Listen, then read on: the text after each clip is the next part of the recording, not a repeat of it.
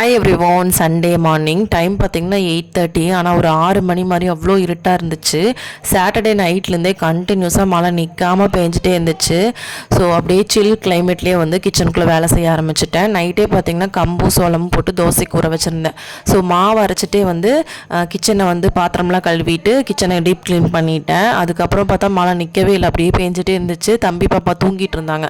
அவங்க 2 பேரையும் எழுப்பி பிரேக்ஃபாஸ்ட்லாம் கொடுத்துட்டு லஞ்சுக்கான ப்ரிப்ரேஷன் செய்ய ஆரம்பிச்சிருந்தேன். முந்தின நாளே பார்த்தீங்கன்னா ஐல மீன் வாங்கி வச்சுருந்தேன். ஸோ ஒரு 3 மீன் இருந்துச்சு. அதை நல்லா கழுவிட்டு சூப்பராக வந்து பொரிக்கிறதுக்கு தனியாக, குழம்புக்கு தனியாக எடுத்து வச்சுட்டேன். சாப்பாடு பார்த்திங்கன்னா கேரளா ரைஸ் தான் செஞ்சுருந்தேன். அந்த மீன் குழம்பு வைக்கிறப்ப கேரளா ரைஸ் ரொம்ப நல்லாயிருக்கும். ஸோ சம்பாரி வந்து மண் சட்டிலே போட்டுட்டு மீன் குழம்பு நல்லா வறுத்து அரைச்சி செஞ்சுருந்தேன். இந்த மலைக்கு நல்லா சூடாக காரமாக சாப்பிட்டா அவ்வளோ நல்லாயிருக்கும். ஸோ மீன் குழம்பு மண் சட்டிலே வச்சுட்டு சாதமும் வடித்து எடுத்துட்டேன்.